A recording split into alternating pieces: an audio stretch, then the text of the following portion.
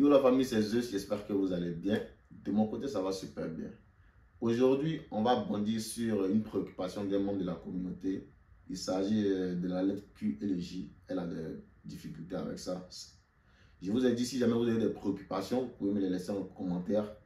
En fonction de ça, on va rebondir sur vos différentes préoccupations pour bien éclairer, parce que c'est le but de la chaîne.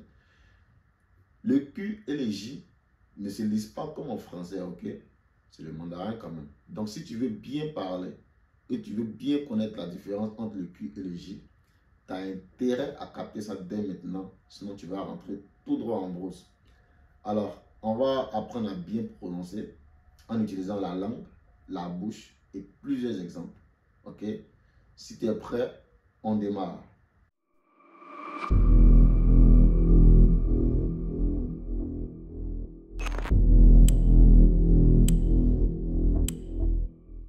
Alors, ce qu'il faut savoir du Q et le J, c'est que en pied, pour ceux qui ne connaissent pas le pied c'est la main qu'on écrit les caractères. On utilise le pied pour pouvoir lire ces caractères en mode lettres. Ok, c'est-à-dire les caractères chinois, lorsqu'on voit, on a une manière de les lire à partir des lettres. Ok, donc les lettres, on les appelle les pieds. Et ces deux consonnes sont ce qu'on appelle en français des consonnes africaines. Oui, bon, c'est un peu beaucoup de français. Mais ça veut dire, ça commence comme des consonnes et lorsqu'on émet le son, on entend des J ou bien des Ch, tu vois un peu, J, ok? Le Q a une prononciation un peu comme le TCH en français qui est Ch, ok? Le Ch, ok? Avec la langue un peu plus en bas. Le J est aussi comme le DJ, comme le J ou bien le J, mais seulement un peu plus doux que le Chi. Le Chi, par exemple, lorsqu'on prononce le Chi, vous allez voir que le papier va bouger. Regardez, lorsque je prononce le J, on a J, J. Mais lorsque je prononce le Chi, vous allez voir la pression qui sort de ma bouche, okay? Parce que ça vient avec une poussée d'air. Chi, Chi, Chi. Alors que regardez le J, J, J. Deux mots en mandarin, par exemple, si je prends l'argent, l'argent en mandarin, on dit tiens. Regardez, tiens, tiens, deuxième ton. Alors que si je veux dire par exemple le poulet c'est J-I, premier ton. On va dire là, J, J. Alors que là c'est tiens, tiens, tiens. Vous avez vu? Ok? Donc avec ces explications, vous voyez que le Q s'exécute avec une poussée d'air qui, c'est comme si tu pousses au fait. Chi, chi. Et le J avec un son un peu plus doux, comme le J, J. Tout ça, ça suffit tout simplement à un natif de pouvoir connaître la différence entre le Q et le J. Ok? Faisons un exercice. Prononcez après moi. Chi, chi, chi, chi, chi. Ok? La langue est un peu plus collée au palais. Ok, collé au palais, poussée d'air. Chi, chi, chi. Alors que le J, di, di, di. Ok, je vais prendre quelques syllabes et puis on va prononcer. Ok, comme le QI. Le QI, on va lire chi, chi. Alors que le JI, on va lire di, di. Et si je prends par exemple voir, dien, ok, dien, là j'ai utilisé lequel, le Q ou le J. J'ai dit dien, je n'ai pas dit tien, ok, dien, excusez, dien, et puis tien, vous voyez que pas, le son n'est pas la même chose.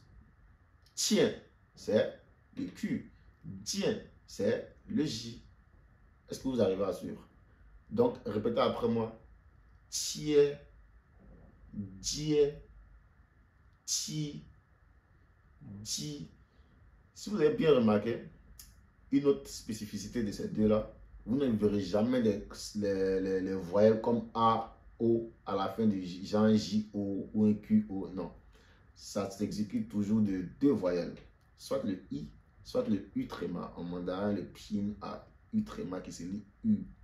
Le U normal se lit OU. Allez-y voir la vidéo des consonnes et des voyelles. Donc le Q et le J se font suivre simplement les deux voyelles I et U tréma. Par exemple, tion, pauvre. Pauvre en mandarin, on dit tion. Tion. J'ai dit quoi? Tion. Tion. Tion. Pas dion. Ok? Donc, si ça c'est bon, on va prononcer deux phrases. Ok? 请给我看一下 OK 请给我看一下请 ça veut dire s'il te plaît. Vous avez vu que je n'ai pas dit 讲 et 请给我看一下 et 请给我看一下 ça veut dire s'il te plaît laisse-moi jeter un coup d'œil. Aussi simple que ça.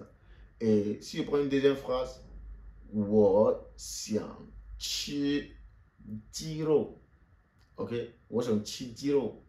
Tout ce qui est dit au début n'a pas d'importance, mais c'est le giro. Le giro, vous avez vu que je n'ai pas dit chiro. J'ai dit giro. Gi c'est poulet. Giro c'est viande de poulet. OK? Souvent j'entends les francophones, au lieu de dire chi, ils disent ki, genre ki, kiao, kiao. Par exemple, mon nom chinois c'est chiaori. Chiaori. Chiaori, là c'est lequel? Q, n'est-ce pas? Si vous arrivez maintenant à déchiffrer lorsque je parle, vous avez tout gagné. Alors les francophones disent quoi? Qui, ils ont marqué mon nom Chiaori, ils vont dire Kiaori. Erreur. Ou du moins le J-I, ils vont dire Guy, Jean Giro. Nah, tu perds tout le flow là. Tu parles pas le mandarin, ok? Ça c'est du français que tu parles.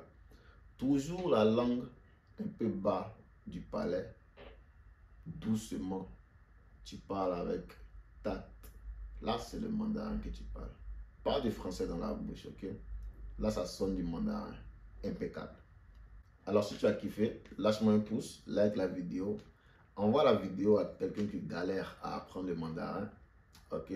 Et si tu as des préoccupations, laisse-les moi en commentaire. Si vous voulez qu'on puisse rebondir sur un thème ou du moins une explication particulière, laissez-moi aussi en commentaire, on va faire une vidéo pour réagir dessus rapidement.